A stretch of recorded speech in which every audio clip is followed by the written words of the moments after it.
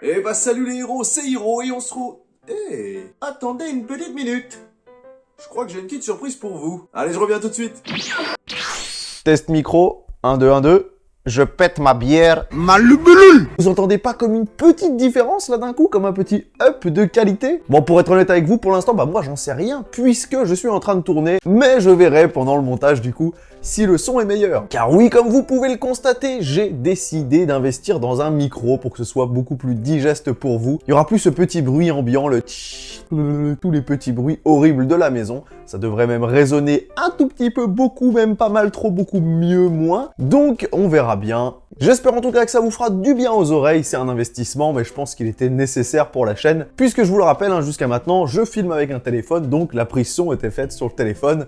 Et c'était pas fou. Bon allez, trêve de blabla aujourd'hui, si on se retrouve là aujourd'hui dans le petit QG devant la Mangatech, eh ben c'est pour une raison toute simple, vous êtes là pour l'ADH du mois de mars. Comme d'habitude, il y a eu pas mal d'achats, donc comme d'habitude, ne pleurez pas, mais il y aura bien 2 parties, puisque j'ai plus d'une dizaine, une quinzaine de mangas à vous présenter, donc je vais pas faire une vidéo de 40 minutes, parce que vous le savez, j'aime pas trop vous dire j'ai acheté ça, et puis au final... sans trop développer derrière, j'aime bien prendre un petit peu mon temps sur chaque manga. Donc voilà, j'espère que la vidéo vous plaira. Je vous balance le générique de l'ADH et on se retrouve juste après.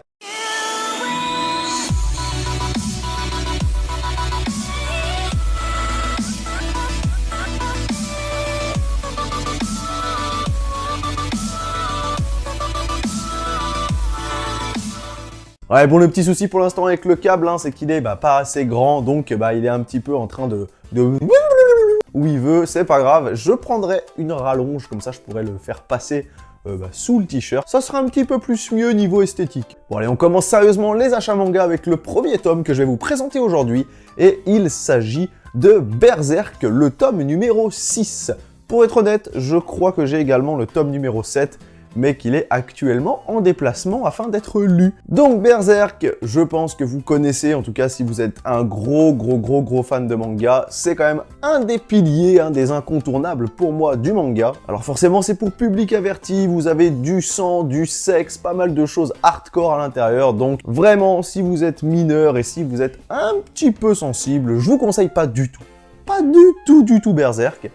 Mais par contre, si vous aimez vraiment les lectures matures et également les univers un peu médiévals, ça sera vraiment fait pour vous. D'ailleurs, je viens de remarquer que c'est noté ici pour lecteur averti, donc comme quoi, même l'auteur vous le dit. Attention! Bon, pour Berserk, c'est un manga de Kentaro Miura, et je pense que si vous connaissez l'auteur, vous savez qu'il a un énorme talent pour le dessin. Il peut faire des planches qui durent des mois et des mois, tellement le gars a le souci du détail. Et d'ailleurs, je crois que actuellement, le manga est plus ou moins en pause, ou du moins, en fait, le problème, c'est qu'il y a un chapitre qui sort tous les ans, ou quelque chose du genre, donc c'est assez compliqué d'avoir la suite. Bon, personnellement, j'ai décidé de me lancer quand même dans l'aventure, parce que je connaissais déjà pas mal le début, et donc je voulais tout recommencer du début, en les achetant, tout simplement, parce que j'aime bien acheter mes mangas. Et du coup, on verra quand j'aurai rattrapé. Je crois qu'il y a une quarantaine de tomes à l'heure actuelle. Et est-ce que ça fera comme Hunter x Hunter et puis ça finira peut-être par jamais avoir de suite et peut-être même jamais avoir de fin? On verra bien. En attendant, je pense que lui, c'est un incontournable à avoir dans une mangatech. Alors pour le prix, j'aimerais pas vous dire de bêtises, mais je crois que c'est le prix d'un tome standard. C'est à peu près 7 €. Comme je l'ai dit, c'est un manga de Kentaro Miura et c'est édité chez Glénat. Et je pense que vous l'aurez compris, c'est un seinen, donc plutôt pour les jeunes adultes. Allez, on continue avec un manga qui est pas très conventionnel, c'est pas le truc que vous allez voir sur toutes les chaînes YouTube, c'est pas le truc qu'on va vous proposer à chaque fois que vous voulez lire du manga, mais on va parler aujourd'hui de Dragon Quest Emblem of Roto. Alors je sais pas vous, mais moi je suis quand même assez fan de l'univers de Dragon Quest, surtout l'univers des jeux vidéo. Je vous rappelle que le design des personnages et des monstres sont faits par le grand Akira Toriyama, donc le papa de Dragon Ball. C'est sûrement aussi ce qui fait que j'apprécie tout particulièrement l'univers de Dragon Quest. Mais vraiment, Emblem of Roto, j'ai pas commencé. Je vous l'avoue, j'ai pas commencé le tome 1, et donc là, je suis déjà au tome 3.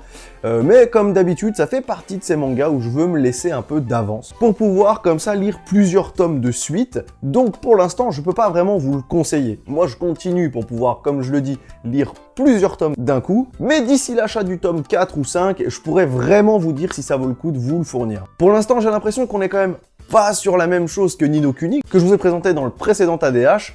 Je pense plus que là, ça reste quand même un manga avec un univers de manga et pas simplement une pub déguisée pour les jeux vidéo. Alors c'est un manga de Jun Eshima, et au dessin on retrouve Kamui Fujiwara. Le manga est supervisé par Yuji Horii, et je pense donc que c'est quelqu'un qui est derrière la licence Dragon Quest de base. Donc voilà, je vous dirai la prochaine fois si c'est un isekai encore, quelque chose ou un personnage dans le monde techniquement tel qu'on le connaît est propulsé dans un univers, ou si vraiment l'histoire commence directement dans l'univers de Dragon Quest et où on suit un héros de l'univers de Dragon Quest. D'ailleurs, en parlant de Dragon Quest, je sais pas si vous êtes au courant, mais si vous aimez la licence, eh bien il y a l'anime qui est ressorti, je crois, en une version plus récente.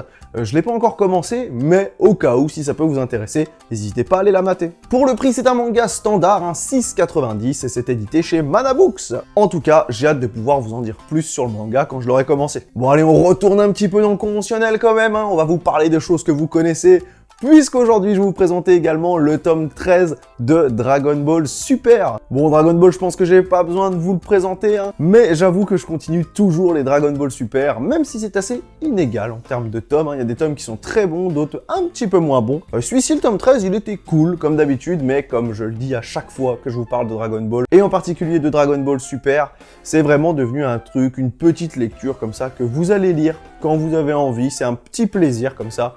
Mais clairement, c'est pas le truc où vous allez attendre impatiemment le prochain tome, où vous vous dites « Oh, qu'est-ce qui va se passer ?» et tout. En tout cas, clairement, c'est pas du tout comme ça que moi, je vis les tomes de Dragon Ball. Pour être honnête, j'apprécie, alors que beaucoup de personnes détestent Dragon Ball Super, mais en effet, c'est pas non plus la meilleure lecture que vous aurez. Vous n'êtes pas sur des tenants et aboutissants de malades, il n'y a aucun suspense. Puisque je vous le rappelle, hein, techniquement Dragon Ball Super est canon, et donc est canon avec la fin de Dragon Ball Z entre guillemets. Et on sait qu'à la fin de Dragon Ball Z, eh ben, Goku est vraiment plus adulte, que Goten est devenu un jeune homme, etc. Donc bah, techniquement, il n'y a pas trop de stress à avoir, on sait que personne va mourir. Donc je trouve que c'est une prise de risque un peu bizarre. Là, je sais que, bah, comme je l'ai dit dans une précédente vidéo, maintenant ils en sont à Granola, le nouveau biscuit démoniaque là. Mais je sais pas, est-ce qu'ils vont enfin dépasser un jour Dragon Ball Z, en tout cas la fin du manga, pour qu'on puisse enfin avoir un peu de stress et de se dire, bon bah là, peut-être que Goku risque sa vie, peut-être que Vegeta risque sa vie, parce que bah, pour l'instant, on sait que tout est bien, qui finit bien. Allez, on continue ces achats manga avec pas 1, pas 2, pas 3, mais bien 4 tomes d'une même série. Je suis tombé dessus, j'ai vu qu'il y avait un petit prix sur les premiers tomes, je crois que c'était 3 € les 3 premiers tomes. Je me suis dit pourquoi pas, j'ai envoyé quelques petits messages par-ci par-là pour qu'on me conseille, me dire si c'était bon. On m'a dit que c'était pas mal, que c'était plutôt cool à lire. Donc aujourd'hui, je vais vous présenter Gamaran. Gamaran, donc comme je l'ai dit, hein, le tome 1, le tome 2 avec les super reflets, le tome 3 et le tome 4, tout simplement. Bon, par souci de logistique, hein, je vais garder que le 4 en main, parce que sinon il faudrait que j'ai 8 mains. Bon alors, Gamaran, qu'est-ce que c'est? Bah c'est un manga qui parle visiblement de samouraï dans une époque un peu féodale. J'ai lu les 2 premiers tomes, et pour être honnête, j'ai plutôt apprécié. On est loin, loin, loin des shonen classiques qu'on peut avoir aujourd'hui. Il n'y a pas vraiment, en tout cas pour l'instant, de super pouvoir, de super technique. Après bon, c'est le début, mais il y a quand même ce côté arts martiaux assez traditionnel que j'apprécie. Alors pour l'histoire, si j'ai bien compris, c'est un tournoi entre plusieurs héritiers qui doivent montrer qui est l'héritier le plus digne pour devenir le nouveau roi, ou en tout cas quelque chose du genre. J'ai pas encore toutes les infos en tête, hein, mais clairement, c'est assez cool à lire. Je crois qu'il n'y a pas énormément de tomes, hein, je crois que c'est une vingtaine de tomes, un peu plus de 20 tomes. Donc bon, si vous voulez quand même une bonne série que vous pouvez suivre, mais pas trop longue, hein, on parle pas d'un One Piece, on parle pas d'un Détective Conan, hein, on est vraiment sur un manga assez plaisant à lire et suffisamment long pour que vous puissiez suivre l'histoire sans forcément vous lasser. Je pense que ça pourrait vous plaire, surtout si l'univers, les samouraïs, l'époque féodale, les arts martiaux, vous intéressent. Je pense que ça fait partie de ces mangas un peu sous-cotés, duquel on parle pas beaucoup. Et clairement, pour l'instant, en tout cas, ça démarre plutôt bien. Donc, d'ici que j'ai lu le tome 3, 4 et peut-être même une dizaine de tomes, je vous en reparlerai pour vous dire si ça vaut vraiment le coup. Alors, Gamaran, c'est un manga de Yusuke Nakamaru, à pas confondre avec Aya Nakamura. Je sais, elle est nulle, mais il fallait bien que je la fasse. Pour le prix, on est sur un prix standard, c'est 6,85 pour, du coup, les tomes à partir du tome 4. Et peut-être qu'à l'heure actuelle, il y a encore la petite promo, le tome 1, 2 et 3, du coup, pour 3 € chaque tome. Ça vous revient à 9 € 3 tomes. Honnêtement, n'hésitez pas, si ça vous intéresse, à profiter de cette petite promo. C'est édité chez Kana et donc pour l'instant, je vous le recommande à voir un petit peu comment ça avance, comment ça évolue. Bon allez, on continue avec un avant-dernier tome. Je crois que celui-là, c'est un oubli du mois dernier que j'ai oublié de vous présenter. Mais bon, c'est pas grave, on se rattrape. On va parler aujourd'hui du tome numéro 6 de Chainsaw Man. Bon, Chainsaw Man, très clairement, hein, c'est une de mes plus grosses surprises de l'année. J'adore ce manga, vraiment les personnages, l'univers.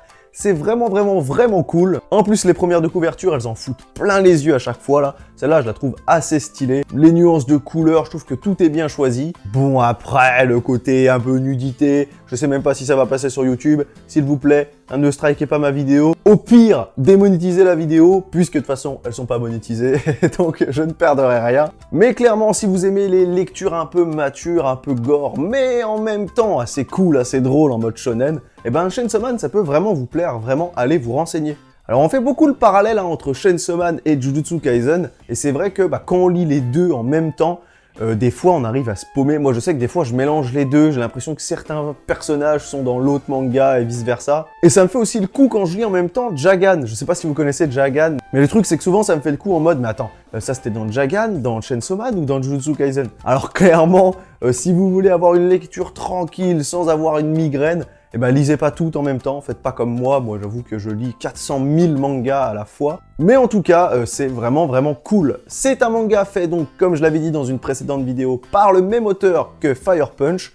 Fire Punch que je n'ai pas continué, mais qui est assez cool, en tout cas pour le premier tome. Bon, pour l'auteur, c'est Tatsuki Fujimoto. Et pour le prix, on est un tout petit peu au-dessus d'un prix standard. En tout cas, moi, celui-ci, je l'ai payé 7,30 €, quelque chose du genre. C'est édité chez Kaze Shonen Up. Et du coup, comme je vous l'ai dit, hein, si vous aimez les lectures un petit peu matures et un petit peu shonen, un petit peu bagarre, ça pourra vous plaire. Bon, allez, on termine la première partie de mes achats manga avec, du coup, je vous en avais parlé juste avant, la suite d'un manga que j'apprécie de fou en manga et en animé. Bon vous l'aurez compris, on va parler de Jujutsu Kaisen avec son tome numéro 7. Franchement, Jujutsu Kaisen, je pense que c'est une grosse révélation pour beaucoup. Autant le manga est excellent et autant l'animé est excellent. Mappa a fait un boulot de malade sur l'animation, sur les effets, sur les yeux. D'ailleurs, sur Instagram, il y a beaucoup d'images qui ressortent comme ça des yeux de Gojo et d'autres personnages. Clairement, oui, ils ont fait un énorme boulot sur l'animation et sur l'aspect graphique général de l'œuvre. Mais très clairement, en termes de popularité, je pense que Jujutsu Kaisen est vraiment dans le top à l'heure actuelle. Alors forcément, on sait qu'il y a des gros morceaux comme Demon Slayer qui sont dans le top. Mais je pense que Jujutsu Kaisen, il a pas trop à rougir de Demon Slayer. Alors forcément, encore une fois, c'est un peu plus mature. Vous n'êtes pas sur un shonen classique avec le pouvoir de l'amitié, etc. Là, vraiment, forcément, il y a des démons, il y a du sang, il y a des monstres, etc. Donc, encore une fois, c'est pas non plus la lecture que je vais conseiller aux plus jeunes, même si, bon, c'est pas non plus ultra gore, ultra glauque, donc je pense que qu'il n'y a pas trop de soucis, même si vous êtes un peu jeune, vous pouvez sûrement lire Jujutsu Kaisen, hein. Personnellement, moi, il n'y a rien qui m'a choqué. C'est un manga de JJ Akutami, ou Gege Akutami, je vous avoue que je sais jamais comment ça se prononce. Désolé si j'écorche son nom. Et pour le prix, c'est un prix standard, on est à 6,90 €. C'est un manga édité chez Kyun Shonen, et encore une fois, je vous le conseille énormément, hein, si vous ne connaissez pas Jujutsu Kaisen, si vous en avez entendu parler comme ça, vraiment c'est un manga à lire, et si vous n'aimez pas lire, encore une fois, vous avez l'animé, et il est maintenant disponible aussi en VF, donc ceux qui n'aiment pas la VO, vous n'avez plus d'excuses. Et voilà qui termine la première partie des achats manga. Vous comprenez pourquoi je vous dis qu'il y aura une partie 2, hein. Là, je vois que sur la vidéo, je suis déjà à 30 minutes de tournage, mais avec le montage, on sera quand même à beaucoup moins. Comme d'habitude, hein, si la vidéo vous a plu, n'hésitez pas à mettre le petit pouce vers le haut et à vous abonner, c'est le meilleur moyen de soutenir la chaîne. N'hésitez pas, comme d'habitude, à me dire dans les commentaires ce que vous avez acheté ce mois-ci. Et sinon, quel gros manga ou quel manga vous attendez, tout simplement. Bon, on se retrouve très rapidement pour une prochaine vidéo et surtout pour la partie numéro 2. Et comme d'habitude, c'était Hiro pour vous servir.